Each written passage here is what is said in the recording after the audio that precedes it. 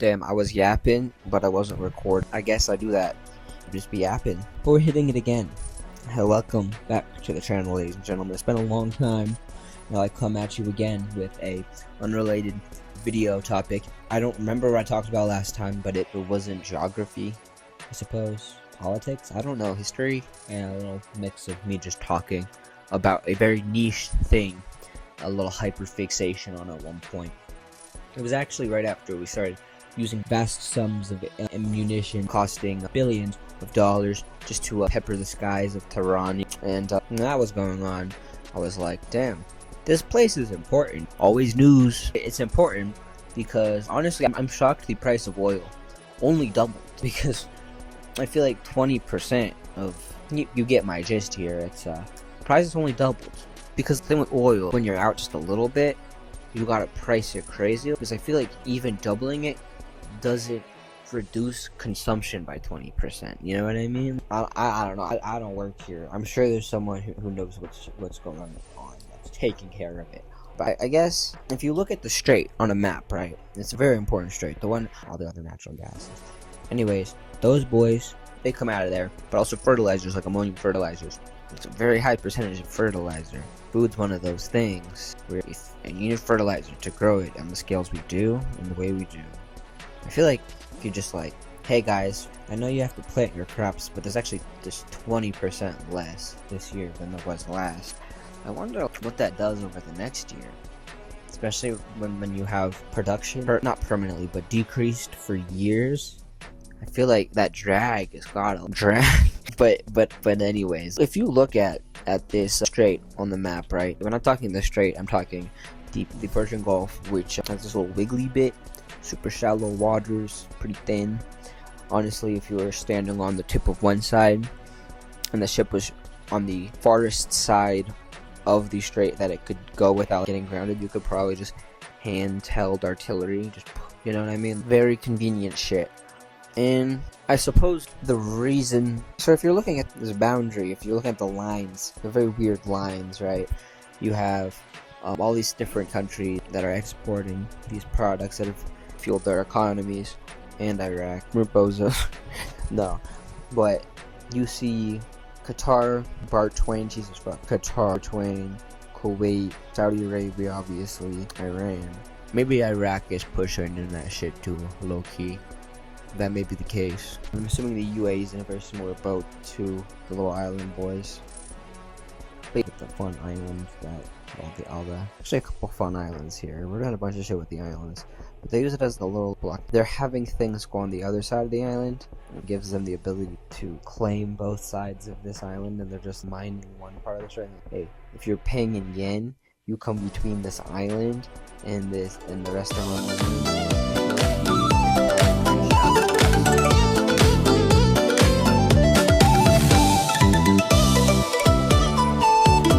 Which I guess is part of the reason the price is to where it is, right? And the fact that we stopped sanctioning Russia, that's pretty good. Hey, at least Zelensky gets to sell drones to fucking the UAE and Kuwait and the Saudis. I'm sure it's all worth it. It all works out in the end of the day, doesn't it? Again, back to the lines. They're funny looking. Specifically from looking at the strait here, you're seeing these squiggly ass lines. The white man smelt the liquid. They said, damn, you got some nice soil there. You just gotta poke it a little bit. That shit starts gushing, bro. Dewy. It's real slimy with it. All sticky. You feel me? It's even. You just poke it. Poof. The oil. So there's a pressure, right, to centralize, to create a military, to create central command, all that shit. Large territories you can defend, and bargain on an international stage. And I think even if they could build Dubai without the UAE, I don't know if Dubai, it would be like Barswain, where it's just this little island city like Hong Kong. I guess there's some excuses. There's some cities that are pretty poppin', but you get my point here. Having a nation state helps you in this regard. At this point, Oman already had like a nation state. It had borders forming, and the UAE was starting to centralize as well. I'm assuming this is just a pressure that was kind of taking place all over the world at this point, as assuming it's also kind of outcome of colonialism, but I'm still being exploited at the time, so it makes sense how that would be a reaction, I suppose. But it looks funny on a map when you see it. If you see the top enclave here of Oman, just north of Dubai, right? Just north of this 40-mile region of UAE coastline here. There's 50,000 people in this enclave, with basically no one living in this little island chain around here, but this is a city, like a little settlement. But look, they don't go very far out, I don't think.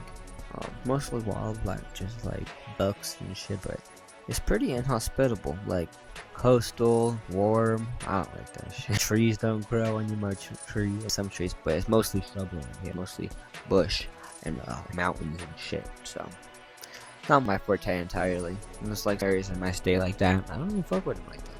Yeah, it's pretty for sure. And the interesting border doesn't end with this one enclave, right? Like, so many enclaves in this continent. It's like, I'll have a list. I made a pretty thorough list. I'll give you a slideshow, a little presentation of all these enclaves I found, yes? Well, notable ones.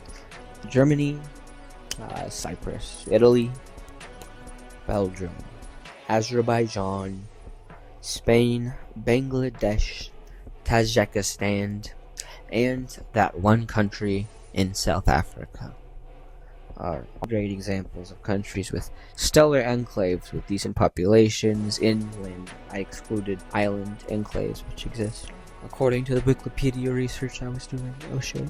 And some of them have more people or more land. Very few have both.